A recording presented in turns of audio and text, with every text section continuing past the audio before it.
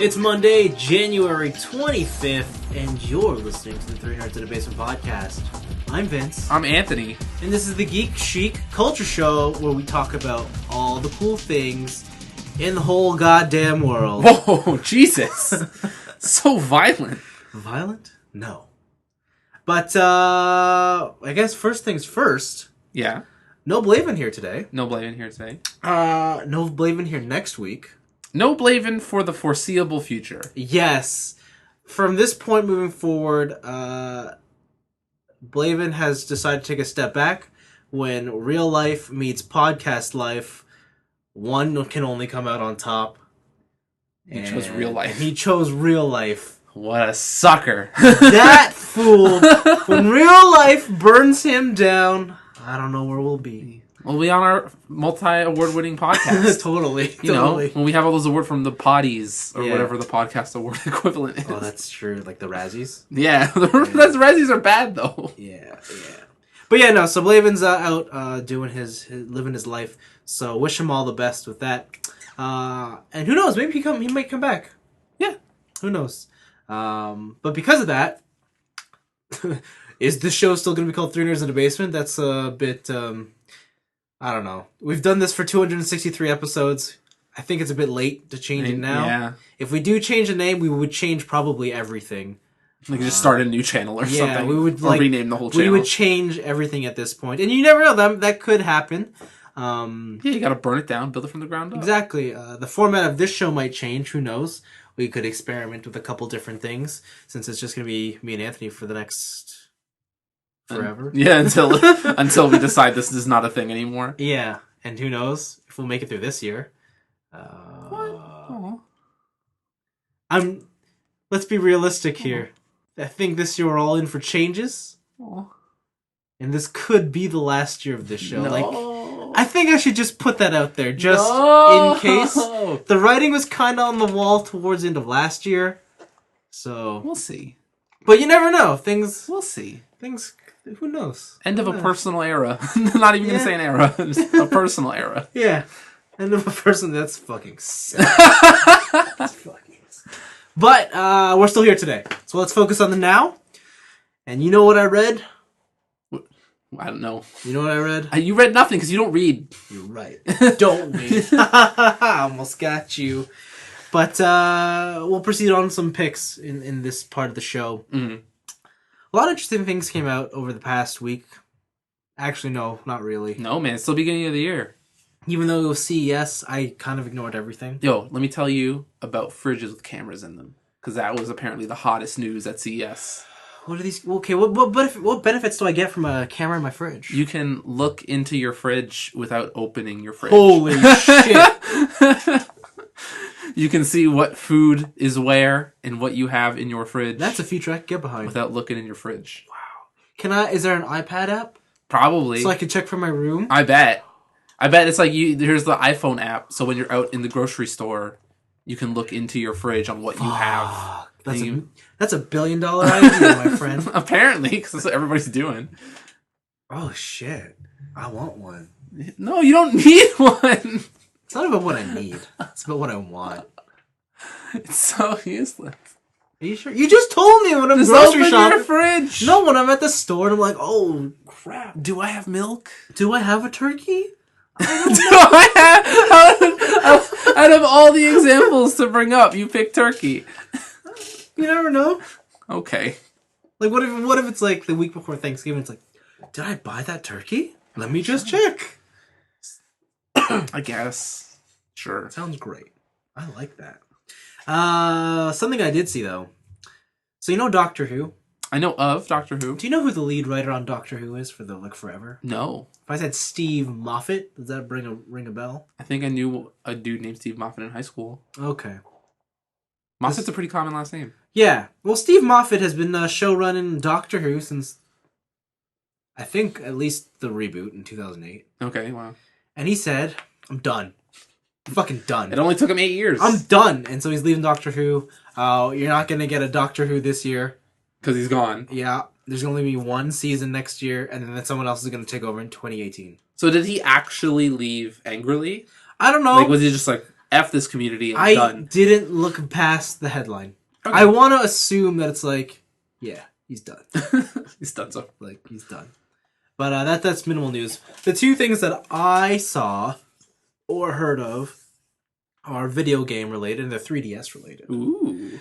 We got a release date for Bravely Second End Layer. I still want to know what end layer means.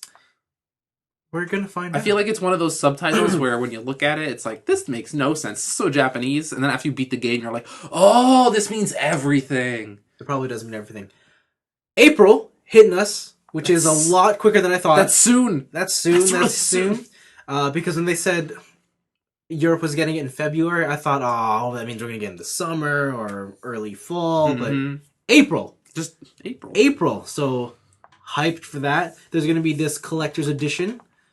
Will be $80 American. Okay. Art book, CD, game. And I think it's the exact same type of collector's edition as the first one. I think I regret not getting that one. Yeah, it was just me and TJ, right? Because I really because I wasn't sure if I'd like Bravely Default, so I didn't want to go in on. And I really liked Bravely Default. I believe that was our game of the year. That was my game of the year. I think that was our game of the year as a unit. Yeah, because that year fucking sucked. Yeah, true. Of games. Also, there was no Monster Hunter that year. Yeah. And it also fucking sucked. That was the year the new consoles launched. Oh, yeah. There was no game. Like, you were like, why the fuck did we get PS4s? Out.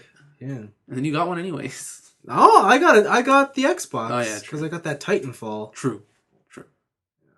But anyways, that's neither here nor there.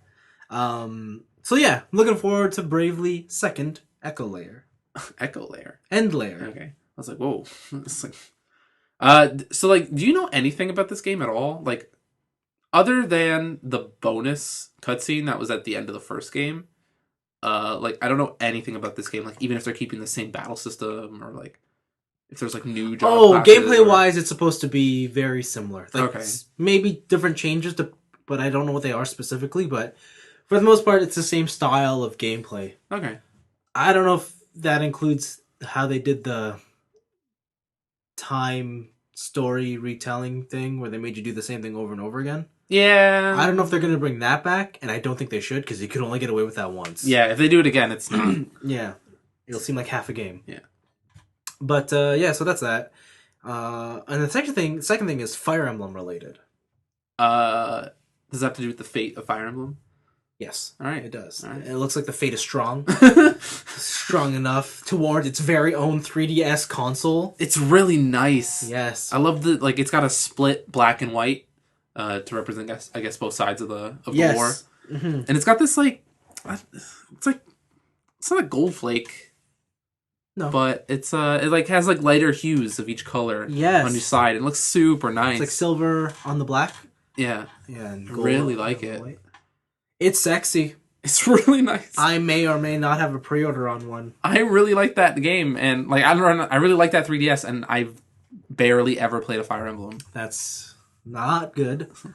I don't know if I'm actually going to buy it, but I have just in case you have the pre-order? Yeah. Okay. In case my finances work out to be like, yes, you can afford this, then I'm set. When is that coming out again? February 19th. Whoa! That's also soon. Less than a month. That's also very soon. I also looked up if we could get Special Edition. Apparently, Special Edition hasn't been available in Canada. Oh, okay. So, who knows? EB doesn't carry it. Amazon never had it. The only reason we have it on our site is because it's a holdover from the American site. Oh, okay. Yeah. That sucks. Yeah. Let's go to the States. Question I want to ask you is, are you going to get this game? Yeah. Which version? If I get any version, it would be the special edition. Okay, you can't get that one then. Why? Let's just say you have... Okay, which one are you going to play first? Do you know that... Okay. To you, what do you think the differences between Conquest and Birthright are? Besides the story, you think is it like a Pokemon Red and Blue thing? I thought it was just like they're identical game-wise. Maybe they'd be like exclusive items in one and like different items in the other. I thought that. Okay. And then I looked it up because when I realized, okay, maybe I won't be able to get the special edition, I'm going to have to decide on one. Okay. So I looked into it, and boy, was I surprised. What? So Birthright, the one with the white and red box art, That's your traditional Fire Emblem game. Okay. If you liked Awakening, that's what this game is. Mhm. It's that type of structure. Conquest, the black and one, and black and purple box, is what the Fire Emblem's developer says. This is how we would try to reinvent Fire Emblem. So they said, you immediately start on Lunatic difficulty. It's not about grinding for resources. We introduce entirely different classes to you. Huh. And they're like, this is for the people who are sick of Fire Emblem. And you want to see your franchise be reborn into something different. Huh. Which is kind of cool, because you're like, you always have that fan base, like, they're always split, like, just give me my game I want, or I want you to do something new. Newness, yeah. And we've seen how Final Fantasy has dealt with trying to reinvent itself. So, but this is cool. I didn't realize that. So it's like Fire Emblem is trying to give, trying to give birth to a new type of game. Like, but they trying to evolve. But they still have one for the old school fans. I wonder what that means for the overall like content of each game. Like, it's identical. No, but like compared to the last Fire Emblem, what was it? Fire Emblem Awakening. Like, will Birthright, will those two games together equal like the content quality or length of the first one or the one before it, or are they just or are they each their own like kind of epic adventure, like 40-hour whatever? I don't know. That's a good question. Either way, I imagine you're gonna get your money's worth. Yeah, I think. Yeah. If the quality of the last one is apparently anything to be the judge of. So. Yeah. To be judged by. And there's tons of free DLC. Oh, nice. Yeah. So. Yeah, I'm pretty hyped. Because I love Fire Emblem so much, I feel like I'm gonna. If I can't get the special edition, I'm gonna have to get both separately. Like physically? Yeah, like physically. Okay, cool. Instead of, getting the discount thing. But you gotta support that developer, man. You do. That's how I feel. Yeah. Shit. But so I'm pretty hyped about that. I'm excited. I'm actually excited about whatever Conquest now. Because if it's like a whole new deal, it's like I've never really played Fire Emblem before. Might as well skip the old shit. Yeah, but it's harder. Whatever. I'll deal. Like, the way they're pitching it is, and from the Japanese reviews I've seen, it's that they're like, if you thought Fire Emblem was hard already, and then they're like, they made this hard, and then they threw in new concepts that you would never see in Fire Emblem. Cool. So, it sounds exciting, but because of that, I think I'll probably play Birthright first, just to get myself warmed up. Okay, alright. Just to understand, and then just gonna dive into the deep end? Yeah. The other story, my last story video game-wise, is, have you heard of the game Assetto Corsa? No. What? It's PC-only racing sim. Okay. And it's one of those racing sims. Oh, okay. Is it like, what was that super hardcore one on the PS2? That was it Automata? No, Automata Lisa was the cel-shaded one. Yeah. I can't remember. Just continue. So, for years it's only ever been on the PC. It's coming to PS4. Oh my god. I'm pretty pumped. Does it come with a special edition with a racing wheel? No, but I should get a racing wheel. I feel like you've been talking about that since we started the podcast. Yeah. I'll get a racing wheel when I get VR. No, you're not going to get VR. I'll get a racing wheel when I get VR. That means you need a PC. No. Oh, unless you get the Morpheus. Yeah. No. When that PlayStation VR comes out? Yeah, isn't that the Morpheus? Is that what that's called? I think so. Didn't they have an official name? Oh, Morpheus is probably the code name. Maybe it's just PlayStation VR. Yeah. Anyways. Yeah. Wow. It's going in deep to that cyber future. I was thinking about VR, and even though I don't really care about VR right now, I was thinking about the other uses for it outside of video games. Yeah. Those sound... Have you seen any of them? Just the ones where they're you could explore conceptual buildings and stuff. Yeah, walk here's through. real estate. You want to buy this house across the country. What I want is I want to be able to watch an F1 race from the helmet cam of Lewis Hamilton for the full length. That would be pretty awesome. That'd be pretty cool. Yeah, that's what I want to do. It would be cool if I could look around, if his cockpit helmet... if his helmet had a bunch of cameras. Yeah, a 360 camera, and I could always look around while he's driving. That'd be pretty cool. I'll be like, that's my future. Man, that sounds awesome. Doesn't it? Or even just like extreme sports. Like if I could see an Olympic stunt skier's helmet cam while he does like quadruple spins in the air, or that or jet fighters, or when they do like they get helicopter up to a mountain and they get dropped. Yeah, right. On the extreme skiing, yeah, that'd be cool too. Yeah. Whatever, it's just gonna be porn anyways. I can't wait for those for VR porn. Those POV videos. Oh, gross. Man. But how would I get the full experience? You need headphones. You need that vibrating suit. Ah. That they had for the yes. the Res VR demo. Yes. That's gross. I'm sorry I said that. I see potential in this VR. I regret saying that. I see potential here. I like it. All right. That'd be cool. Look around the room. Apparently, they've been on the latest Giant Beast cast. Sure. Someone wrote in with an email how people are already experimenting with VR porn. Yeah. And anytime you move away from where the action is, and you just try and look around, it just breaks the whole simulation. Oh. So if someone's if you look and half their face is in the corner of your eye, it doesn't know how to handle it, and half their face will just kind of tear off, and it's really haunting shit. Shit. Fuck. Oh, that's disgusting. Maybe I don't want VR porn. You don't want to be the early adopter of VR porn. No. Maybe. No. Oh well. Maybe it's just easier to have sex. Nah. No, of course not. Why would you do that? Actual relationships. Screw that. No. You don't want that. You want that whole simulated immersion. Exactly. Yeah. What's that one movie with is it Arnold Schwarzenegger? Where they put on VR goggles and they have simulated sex? Oh, I don't know.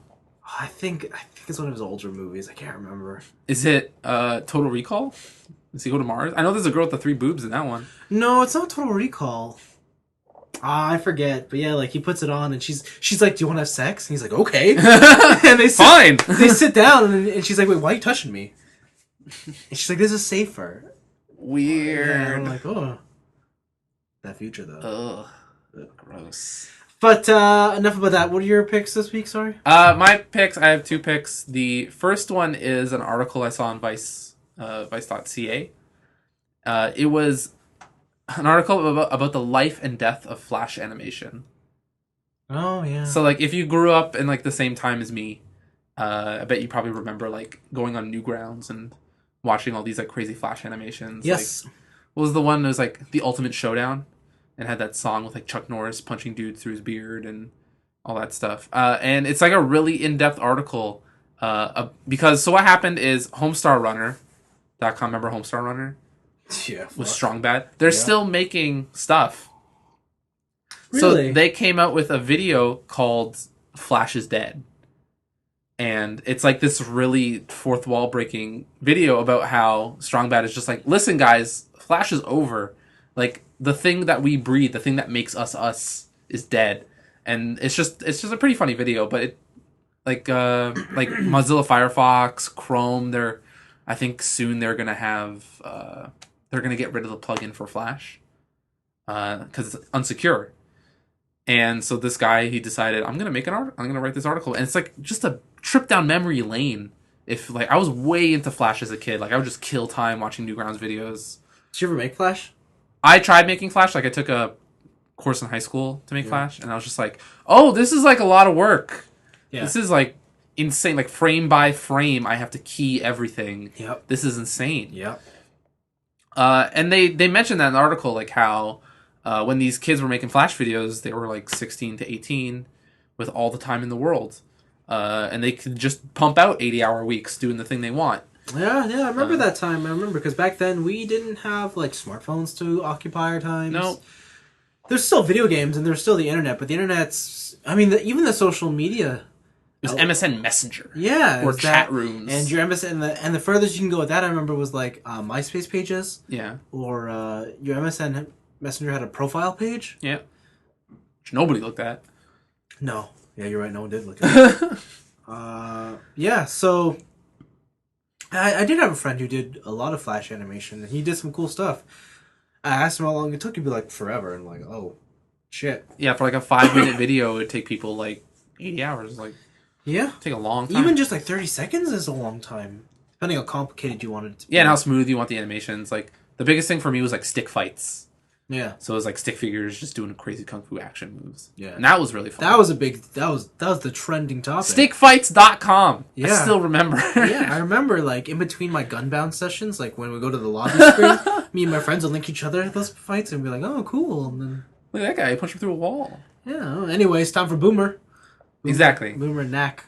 Oh my god, Gunbound. Oh, Gunbound. Okay, but yeah, no, this article is just like a trip down memory lane, and if you're like younger than us, it's kind of like this weird historical look back. Does Flash not exist anymore? Flash exists, but not like it does. Like it did. Like, do Flash animations, are they hard to come by, like new ones? I don't think I've seen a Flash animation since I've graduated high school. Really? Yeah. At least not in the sense where you build the player and then also the animation. Like, Yes. maybe if someone makes a Flash animation, they like upload it to like an MP4 Yeah. and then upload it to YouTube or something. Okay. But like, yeah, I don't think I've seen a new Flash animation since like high school. I think you may be right there. I'm sure there is some, but whatever. But yeah, this article is just super interesting, and I really enjoyed reading it. Cool. And then the last one is the Suicide Squad movie came out with a new trailer. Trailer number dos. They certainly did come up with a trailer. And it shows more of the personalities of all the characters that are in the squad. Yes. And then the one character who's not in the squad, which is the Joker. Yes. So you watched it too, so like, what did you think of it? So first of all, I was surprised by the tone of this movie. It seemed very comedic. It's very light. Yeah, and I think I really was caught off guard by that, and I don't know if I like it. Okay. Do you think they're trying to cash on in like the Guardians of the Galaxy vibe, or? Sorta, yeah, and I just don't know if that's what this movie needs. Okay. Like, I know DC gets a lot of shit for not being funny. Mm-hmm. Like those the Dawn of Justice trailers are all serious and stuff, right? But I guess like it's if there was gonna be a DC movie that's gonna play more to its comedic strengths, I guess it would be the Suicide Squad. Mm-hmm. It looks like a lot of shit is going down in this trailer. There's a lot of things happening. Yeah, it was hard. I've only seen it once, and I just saw it before I started recording, and it was hard to follow. I didn't quite get what the hell I was watching, and I think that's good because I don't know the plot. Okay, right, that's good. So whereas Dawn of Justice, I think I know everything now. Yeah, right. Yeah. Other than the baseline of like the Suicide Squad are villains that Amanda Waller has captured and forced them to do her bidding pretty much. Yeah, like I can't really tell what the end goal is. Like, how does the Joker work into it other than just being there, or all this other stuff? Yeah, and I think that's good. Like I'm for that. I'm interested to see what parts I'll be able to recognize because I know it's filmed mostly in Toronto. Mm-hmm. But yeah, I think the characters, they work pretty well. I still can't see past Will Smith as being anyone but Will Smith. Okay. He still looks like Will Smith to me. I really like Margot Robbie as Harley Quinn. Yeah, she's hot. And I didn't realize she had rotten tattooed on her face. Yeah, right? Yeah.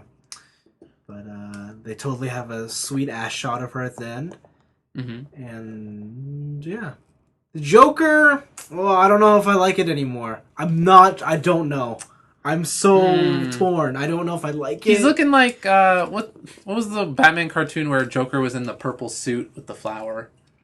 The animated series? Yeah, the animated series. That's what that, like, Jared Leto Oh, Joker's reminding me of. I don't know if he looks like that Joker. I can see why you'd say that, but I don't know if it's quite that. I haven't watched that show in the longest time, but yeah. But I'm hopeful. Much like the Dawn of Justice trailer, like I can see why there's the complaints, but at the same time I'm super pumped and I can't wait to see how it turns out.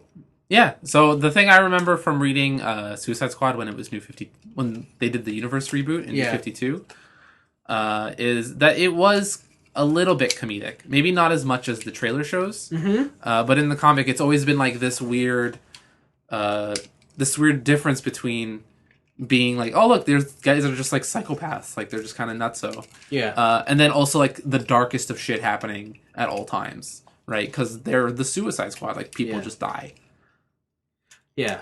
And this one, yeah, the trailer makes it kind of seem that it's more jokey than any sort of serious. Yeah. But if that's what it takes to get people, like, I want DC to get their due. Like, I want to see crazy DC movies on the level of Marvel movies, because I think DC has a lot of cool stuff to offer. I think everybody does, and I just don't know why people are like so ready to beat it down before it's happening. I want this thing to happen, but I hate it. Yeah, like I'm super pumped for these movies just because, like, it's what we wanted since we were kids, right? But yeah, Okay. I'm pumped to see it. Yeah, same. And yeah, those are my 2 picks. That's it. Yeah. Okay, let's move on to our weeks. And last week you talked about how you saw The Revenant. I did see The Revenant. It's true. I have also seen The Revenant now. Have you? I have. Oh my gosh. And that movie, you were right. That movie was raw. That movie's raw as fuck. Fuck, man. I was telling you this before we started recording, but I went into this movie, saw it VIP, Cineplex VIP. For those of you who don't know, you get fancy seats, leather seats. They're huge. You get snacks brung to you. Yeah. You have servers. The seat you get is actually a love seat. Okay. With a thing in the middle. Huh. But if you put... I had no one sitting beside me, so I just put it up, and I basically had a couch. Like a leather couch. And then they have, on the armrest, they have a table that comes out in front of you. Oh, okay. Anyways, I was like, what am I going to get? And I was like, this cafe mocha milkshake looks delicious. Oh my god. So, I ordered that, and then I watched The Revenant. I proceeded to watch The Revenant. Such a bad drink for that movie. I should have got the alcohol. You should have got the alcohol. You should have got just scotch on the rocks. Yeah. This movie is fucked, man. But it's so good. It's really good. I really enjoyed it. I really like it. Okay, so at its heart, it is very simple. Mm-hmm. It's just a revenge tale. And it totally works in the context of what they're trying to portray. Because it's very simple to follow. I've always loved Tom Hardy. He always plays a good... He plays a good bad guy. Yeah. And he plays an excellent bad guy here. What do you know? What a prick. The thing he was typecasted as, he was good at. Man. Yeah, he's a fucking asshole. There was that scene in the end where he's just like, maybe you shouldn't have raised whatever. And I was like, oh, what a dick. Yeah. Or he just wanted to kill him. Yeah, right? Yeah, he's like, just blink for me. Just blink. Just blink. And then the camera stays there for like forever. And he's like, my eyes are dry. He's like, I can't. Yeah. What I think I liked the most about this movie, though, was just... so, like, it's getting a lot of critical acclaim, and specifically Leo. Yeah. And I think what he did was great. So do you understand what I meant by, like, half that movie is just acting? Yeah. Because, like, he doesn't talk. Like, there's actually no dialogue. Doing stuff. And grunting. Yeah. But I think the best thing about this movie is the direction. Okay. Just a lot of the way the shots are framed. I really like his style of when someone's talking, or like it's about acting. Like, it's just right in his face. Yeah, so that was the weird thing. I didn't know what he was doing because it looked like it was a fisheye lens on the camera, but like it's not a fisheye lens, and I don't know how he did that. So it's really cool because even though he keeps it right in your face, it's only the 1/3, and the other 2/3 of the screen is the background, and there's this beautiful shot, and there's something going on in the background. But your focus is on this dude talking, and I thought that was just really creative. He has a lot of continuous shots.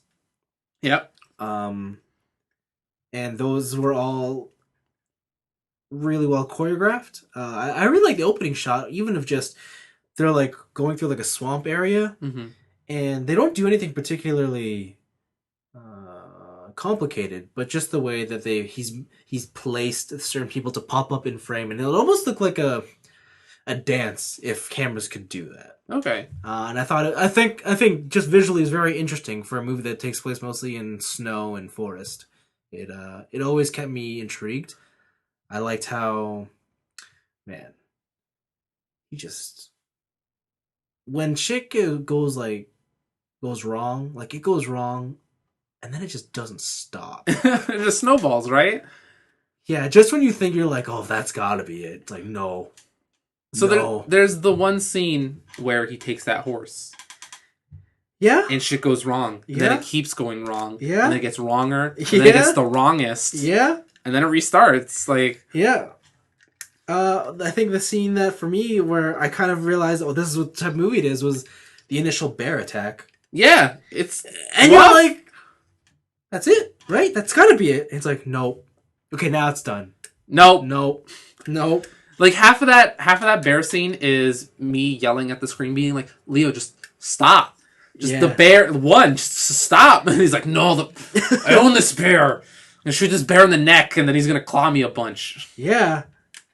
Oh fuck! I don't know. I think my only complaint is the rate at which Leo heals. It's pretty fast. Like, and it's not that it's fast because they do seem like they give an appropriate amount of time. Mm-hmm. But no one really heals that fast, right? He got his throat cut open. Like, by the end of that movie... He's fine. Yeah, and I'm just like... I know well, I wouldn't say fine, but... Maybe he can't talk. Yeah. But physically, like, he's mobile. Yeah, that's my only thing. There's that one scene where he tries to drink water for the first time in a couple days. Oh, that's disgusting. And he just, like, all the dried blood in his throat comes out. Like, Yeah. oh, like... This whole movie is just... It's, like, the roughest. And for some reason, it doesn't distract from the tone. Like, it doesn't distract from the movie at all. It's not like, oh, man, that's gross just because they want it to be gross. It's like, no, this actually adds to the movie in such a way. Yeah, no, I agree. I really enjoyed it. I really, really enjoyed it. Yeah, loved it. It wasn't better than Star Wars, but I mean, hey, nothing is. What? No. What? No. It was better than Star Wars. You're crazy. Don't kid yourself. You're crazy. I just, so, like, I still hold by, like, if Leo doesn't win an Academy Award for this movie, like, I don't know what else would win over that, and also, I don't know when else he would win an award after this movie. Well, I think at this point, it's not so much... I think it's more politics when it comes to the Oscars and whether Leo should win or not. Because I think it's like the Oscar crowd, or the judges, they're old people, right? Yeah. Come from old money. And what's Leonardo DiCaprio always been? I've been the guy, he's like super good looking. Mm-hmm. I have the acting chops to back it up. I have all the money in the world. I'm successful. What don't I have? An Oscar. I'm never going to give it to you. We're going to take this away. Yeah. Oh, that's sad. But, like, I don't know. Like, I've heard that story, who else has that problem? Brad Pitt has that problem. Has Brad Pitt never won an Oscar? You know who hasn't won an Oscar? Tom Cruise has never won an Oscar. Oh, wow, okay. Right? And these are all guys who are, in their prime, they were like, I was that young hotshot, and I could always act from the moment I started. Right? Yeah, so I guess if, like, it's the judges are just, like, these guys who are like, fuck those guys. Like, they can't have everything. It's the cynical view, but it's the only view to me that makes sense. Yeah, because he's been in a lot of movies to where I'm like, he should have won. Yeah. There's also, like, so I rewatched Rocky. Or not, sorry, Creed. Is that out? On DVD? Is it? I think so. I'm not sure. I should watch that. Let's just say I rewatched Creed. Okay, you rewatched I rewatched Creed. Okay. And I really feel that Michael B. Jordan could have been at least nominated for, like, you Best think so? Actor. Yeah. Like, I'm looking at it, because there's... Oh, man, okay, that was a pick I should have picked. There was some YouTuber, I'm not prepared, because I wasn't going to pick it originally. Yeah. But there's this YouTuber, what she did is that she did a nail makeup tutorial, but for the Oscars. Oh. And she's a black girl. So she used nail shade to throw shade at the Oscars. And she's like, well, I picked a bunch of different shades of beige to show the diversity in all the nominees. It was so funny. I lost it. It was like, you ever like watch something so clever that you don't laugh and you're just like, 'Cause oh, you're just in shock. that's just so clever. Yeah. That's just the cleverest shit. Yeah. Like that's what this video was for me. Wow. Man, I gotta find it. I'll find it later and I'll send it to you. But Sure. it's so funny. Yeah. Fuck. But yeah, like Revenant's really good. It is. You all should see it if you can. There was a bunch of people in my theater though when the movie ended. They're like, that was some artsy garbage. Like, Oh, really? because it's like it was like the scenes of his wife and stuff, and like the his flashbacks dreaming? of his kids. Yeah, all his dream state stuff. He's like, this is some artsy fartsy stuff. I didn't like this movie. It was too artsy. I'm like, what? No. Okay. In mine, I saw a couple that walked out because the girls just couldn't handle it. No, I can totally see that. This movie is not for the weak of heart. Yeah, like you gotta have a strong stomach. Eating popcorn does not help. Yeah, Like, my sister, she bought like the biggest popcorn, and then once the movie started, she's like, I can't eat this. It's rough, man. Yeah. It's rough city. Yeah. Well, I mean, hey, that's the Revenant. Yeah. So good movie. I finished a video game. Okay. Last week I talked about starting Life is Strange. This week I finished Life is Strange. Nice. I really enjoyed it for all its problems, and which are many. Okay. I really enjoyed it. I think for me that is probably the best in terms of these adventure games with choices. Okay. And I think because everything you make, every decision you make, always feels organic, and it feels in the way that the whole stories weave together. No matter which route you take, it feels natural. Mm-hmm. It doesn't feel like I'm playing a video game. I picked route A. Even with those like very jarring like time choices. Wow. Yeah. Okay. And the time thing actually got me to think about, like when I play like the Telltale Walking Dead games. Those games rely a lot on the fact that in some scenarios you have a timer that goes down, right? Yeah. And so your decision is based on that pressure. Mm-hmm. In Life is Strange, there's never a moment where you're pressured for a decision. Mm-hmm. And even if there is, it doesn't matter. You just hit the rewind button. Okay. And so that's what's really smart. So that's how that's how you know all their decisions are really important.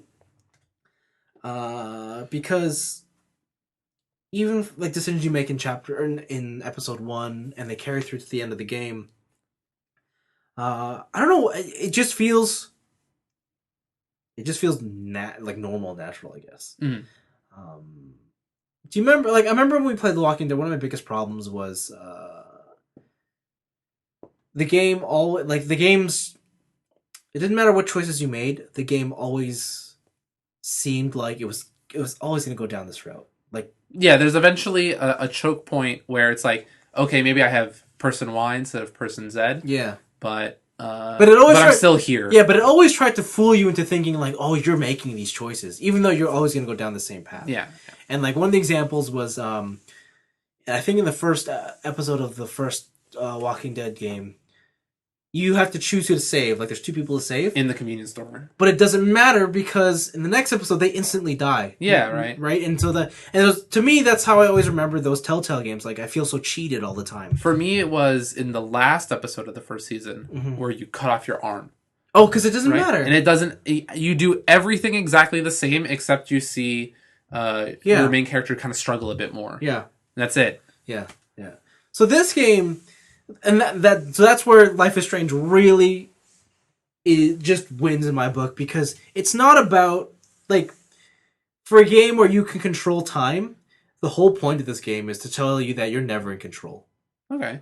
And that, like, time is this thing even though you have time manipulation powers, you can't control everything. And they work that into their decisions, so you never feel cheated every time you pick I don't know, option A or option B. Okay. It always just seems to be fair, or that's just life, I guess. Right? I guess life Right? is strange. There's one part in the game where they almost use the title. Oh. And they're like, when life is ... weird. Yeah. I feel like this is a great, like the way you talk about it, I feel like this would be a great game if you were interested in making an adventure game with like a choices heavy adventure game. Like Yeah. you could learn a lot Yeah. from this game on how to make a successful one, or how to make your choices matter at least. Yeah. But it's great because, it's a high school scenario and they deal with the pressures of high school and things like you would face in high school. It's cool because there's something about it. Like, I have one example, but I don't really want to say it because it might be spoilery. But if I were to dance around it, it's like I had this certain image of how I wanted to play the character, and I made decisions based on that. And by the end of the game, it sort of molded her in the way that I thought she was. All right. And it's hard to really explain like how successful that is without telling you what the actual scenario is.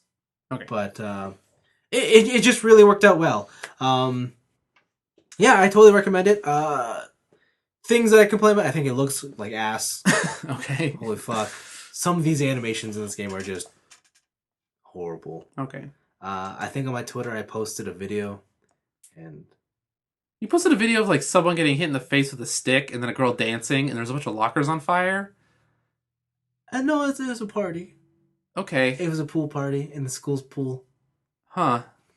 But yeah, wasn't this the most lifeless thing you've ever seen? Yeah, there's some girl going like, whoa, like doing jumping jacks pretty much in the back, and then the guy's just getting hit like, ow, ow, ow. Like you just.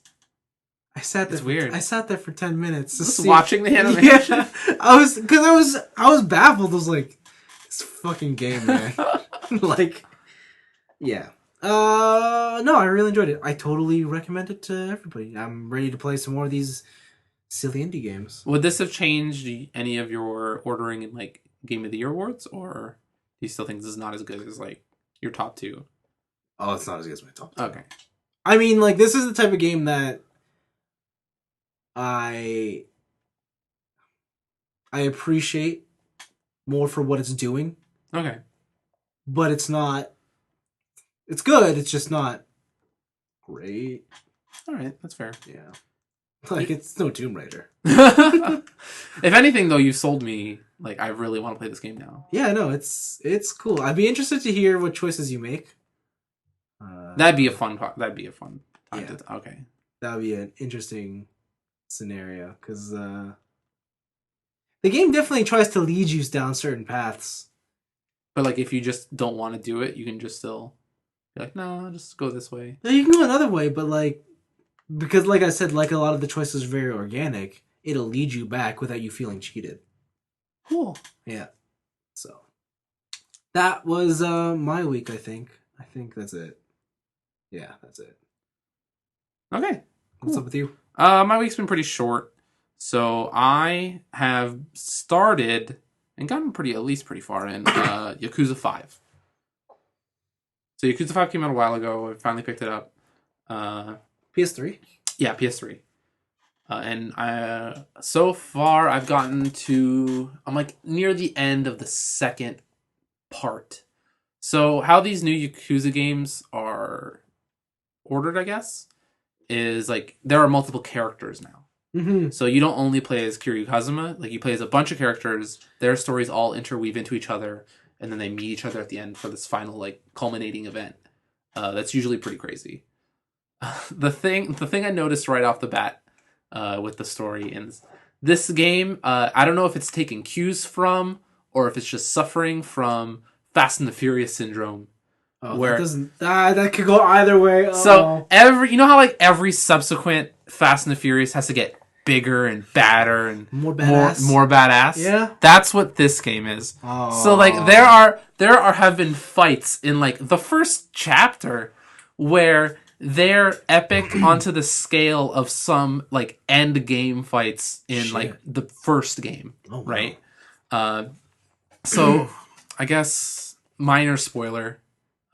If you don't want to hear it, just skip ahead like a minute because I'll stop talking about it. But you are Kiryu Kazuma, and you the Tojo clan is in a run amok, and some dude who's taken over the head seat wants to kill or basically take over this one area. And the only way to do that is to take out a smaller gang that's severely lacking in numbers compared to the Tojo clan. All right. And so when they schedule a gang fight to like, yo, meet at the riverbank, we're just going to duke it out, our members against your members. Kiryu Kazuma is just like, hey, I'm not affiliated with the Tojo clan anymore. Also, I'm not affiliated with them. So if I just beat up everybody in the Tojo clan, then it's not a gang war, right? So you just single-handedly beat up hundreds of dudes. And there are scenes where like these two guys come out with rocket launchers and they both shoot at you and you just do like this thing. You're like, oh, rocket launchers, whatever. And you just kind of like turn your body to the side and they both go past you. You don't flinch and they blow up a bunch of cars in the background. And like, it's so ridiculous. What the fuck is this? There's a scene. Sorry. Okay. I'm just going to keep doing it. There's a scene where you fight a grizzly bear and the grizzly bear like headbutts you and launches you into the air and you're doing like flips in the air, but you recover mid-air to do like one in-air knockout punch to a giant grizzly bear. This game sounds stupid. There is a lot of crazy Japanese-ness in this game. And I love it. It's fantastic. Like fights are, so like the other thing I always forget about these games is everybody you play as has been or is a criminal. Yes. So they have been a criminal at some point in their life, or they are currently a criminal because they are part of the Yakuza. So you really start to feel for these characters, these like anime tropes, or they're like Kenshiro types, where it's like, I'm strong, I'm gonna fight for what's right, I'm not gonna let anybody stop me, and I'm gonna let my pure heart guide me, or whatever. God, okay. Right? But eventually it's like they come up to this guy who's trying to kill you or whatever, and like when you get the chance to get your revenge, like you do some heinous shit. Like you just forget after like building these people up, like, oh, he's such a good person on the inside, right? It's like, no, he's still a fucking Yakuza. Fuck. Like one of the scenes, you stomp a dude's arm over and over again until the bone might as well be dust. And he just goes, it's your time to decide. Either try and salvage your arm or cut it off. I don't care. Yeah. Like, and you're just like, whoa, what the fuck? Like, you're such a monster. Fuck. But so far, it's really good. The story in this one is the chairman of the Tojo clan has disappeared. And you have to, or Kiryu Kazuma wants to find him, right? Because he's like your best bro. And like you guys grew up in the Yakuza together and all this junk. And then there's all these other characters get involved and they have their own stories, but it all revolves around the Tojo clan. Yeah. So eventually, I guess it's going to culminate again. Each character plays with their own style. So Kiryu is like the Ryu. He punches, kicks, and does whatever. This is Fireball.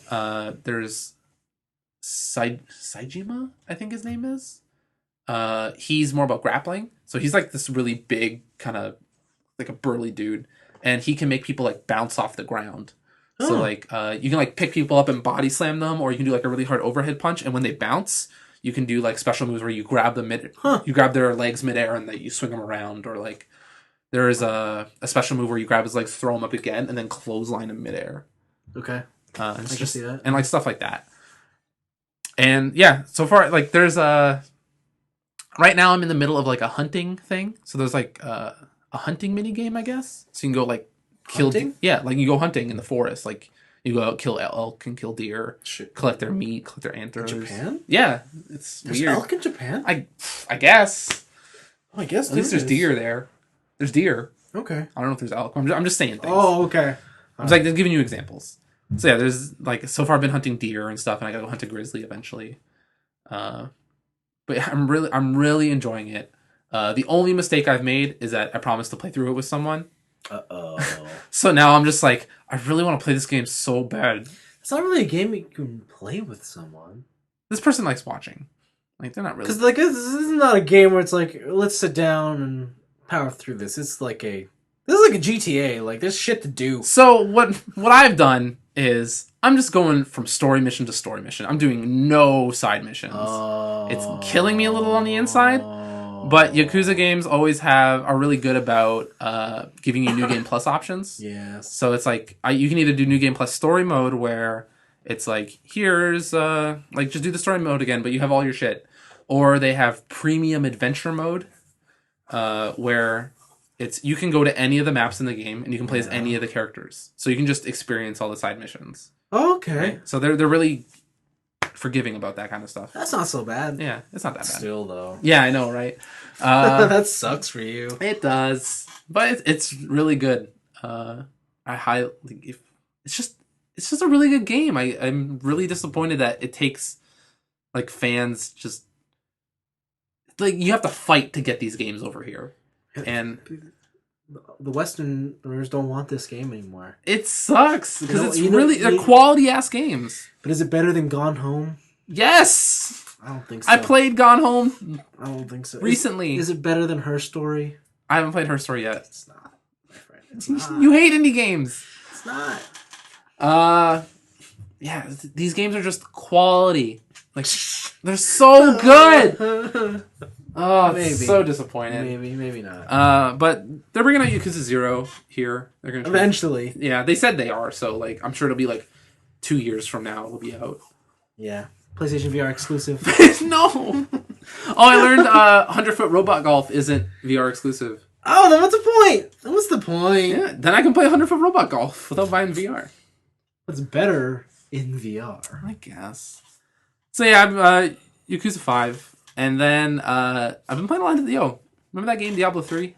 Fuck, man. Still playing it. Why? Because they came with a new patch. They came with a bunch of new shit. So patch 2.4 came out, and they, like usual, they've added new legendaries, new builds, all this stuff. Yes. It's not as major as the cube update, where it let you put legendary affixes just on your person. Yeah. But they've rebalanced all the characters. They've added these things called set dungeons. So set dungeons are... You need to be wearing a whole set. Or if you have this item called the Ring of Royal Grandeur, which reduces your set requirement by 1. Yes. You have to be wearing at least... You have to have all the set bonuses. Then what you do is you take that set, you go to an area in Diablo where a portal opens up. And there's specific challenges for your set. Mm-hmm. So, for example, I have the Marauder set, and the Marauder set is all about sentry turrets for the Demon Hunter.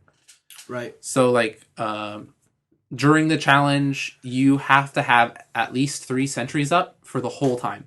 That's one of the challenges. Another one is you can't let an enemy get in melee range. Okay. But the hard thing about that is they have, like, the worm enemies that just kind of pop up, and are like, hey, how's it going? So you gotta keep moving? Yes, you just gotta keep moving.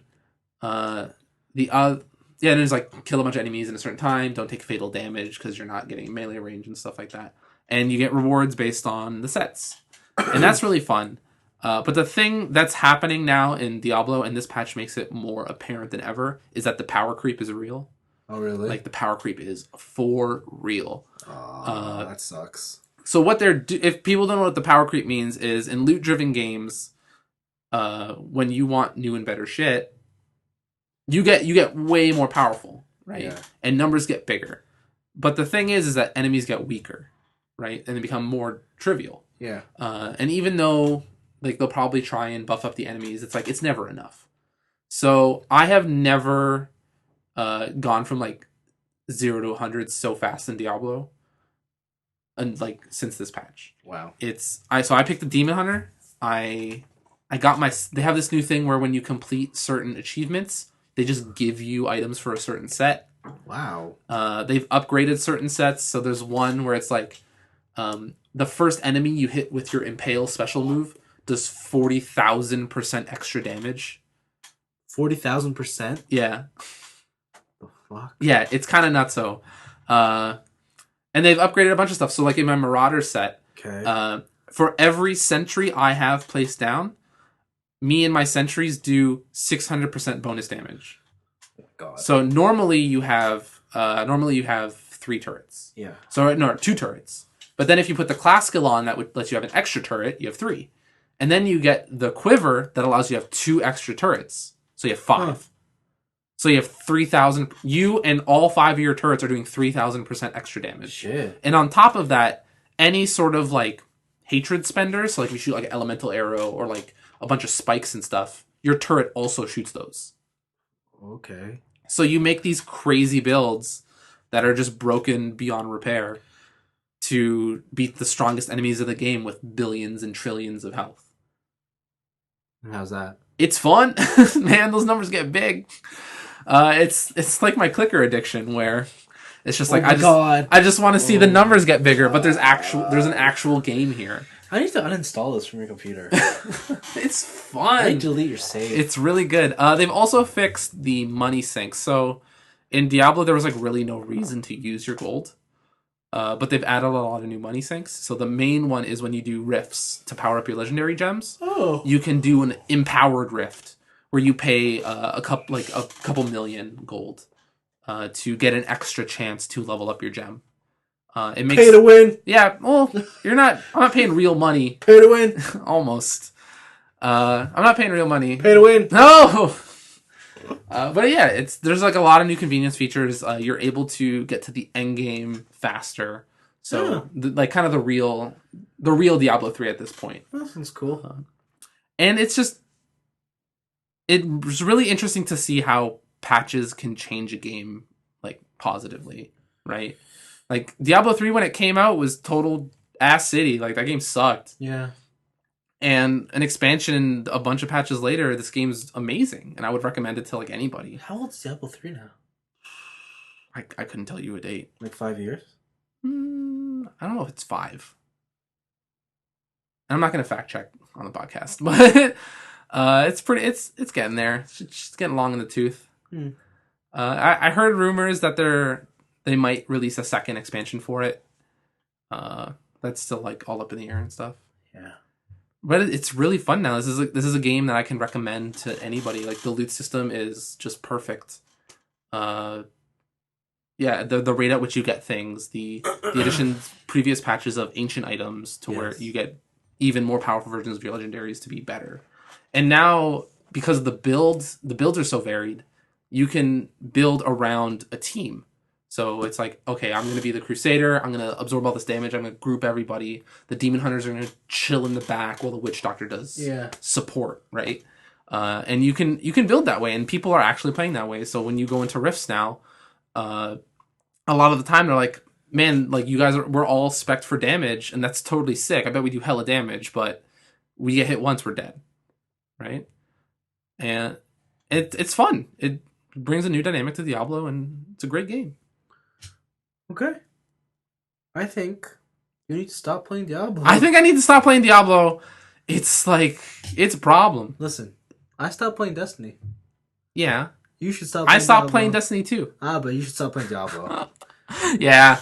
That's my thing. Like I got all these games from Boxing Day still, and I'm just playing Diablo. Yeah, see? You should stop playing Diablo. I just leveled up the legendary gem is called the Gem of Ease. Yeah.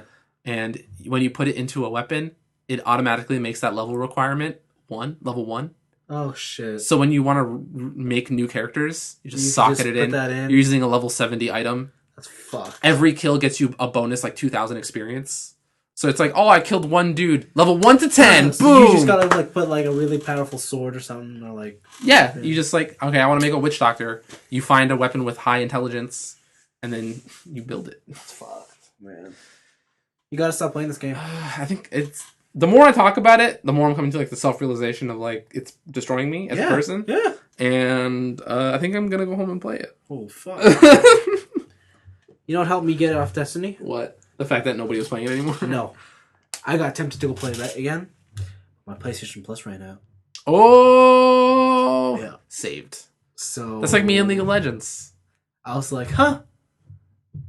I'm not gonna renew that until there's a game I actually want to play. Okay. Yeah. What about your PlayStation Plus bonuses? I have till the end of February to decide, okay? Okay. Actually. Their things have been kind of shit lately. Like January's free offerings kind of sucked. Yeah. What did they give you in December? I don't even remember. I don't remember. Yeah, see. February I have no hopes for either. Unless it's a Rogue Galaxy. Is it? No. No, it's not. No. What if it is, though? Oh, fuck. Guess I'm buying PlayStation Plus. I could just let you borrow my copy of Rogue Galaxy. But it's not remastered in H-Dizzled. So what? Play it on your CRT you got over here. Yeah, but this TV sucks. I hooked up a CRT in my basement. Oh, did you? Yeah, so I got my CRT from like the storage room, and I just put it beside my flat screen. That's sad. So when I want to play my Japanese PS2 and like all the retro stuff, I kind of play it on the CRT now. That's sad. Nice. Sad. I feel like a kid again. I'm just sitting on the floor playing video games. That's fucking sad. You're an adult. I am. It's weird. That's an adult. Yeah, other than that, school's been taking up most of my time. Yeah, did you say that you're back in school now? I am back in school now. That's good. They promised me the world, and then the world said, fuck you, man. And now I gotta go back to school. Well, I hope school's fun. You think it's fun, because I'm taking what you took. Kind of. Yeah. But I hate finance. And I love numbers. Oh, that's so boring. No, it's good, man. You know how to run a business. You know. I know it'll help me in the long run. I just don't like doing it. It's easy. It's like eating your Brussels sprouts. So you don't like reading financial statements? No. Oh man, that's the best. No, like when they're mine, like I would like to read other people's financial statement. That's like reading someone else's email. You don't read like public company financial statements when you look to like Nintendo. You'd be like, why did they drop so much into R&D? No, I don't know where to find those. Where do I find those? Are those fin statements public? Yeah. What? Yeah. Oh, I'm down to read those. Every publicly traded company has to have public financial statements. Ooh, I gotta find out where to get. Find these. any company you like, any video game developer if they're public. Just look at it. All right. And you can see where they're sinking funds into. Usually ignore salaries because you know what that is. Yeah. But yeah, sometimes they have some interesting things you'll find in there, especially in the notes. The notes usually have some fun stuff. Cool. Wait, do I need like an NPD subscription for this shit or no? It's free. Cool. It's free. I'm gonna look that up. You should.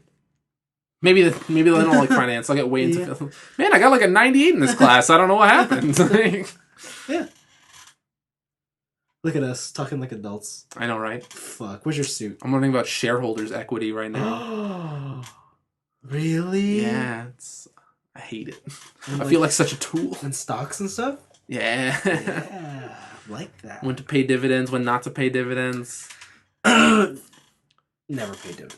What's the one? Is it EBIT? Is it EBIT? No. Ooh, EBIT. Yeah. Earnings before interest and taxes. Yeah, there you go. That's nice. I feel like such a tool. Why? You just learn all the lingo. Yeah, I feel like a tool. Where's your tie? I own 2 ties. I'll see you on the golf course, my friend. Damn, I'm so bad at golf. I will see you. Can we meet each other on the VR golf course? I'll see you at the country club. Ugh. Gross. You. To be fair, though, I actually like golf. Golf's fun. I'm just bad at it. Oh, I like driving the cart.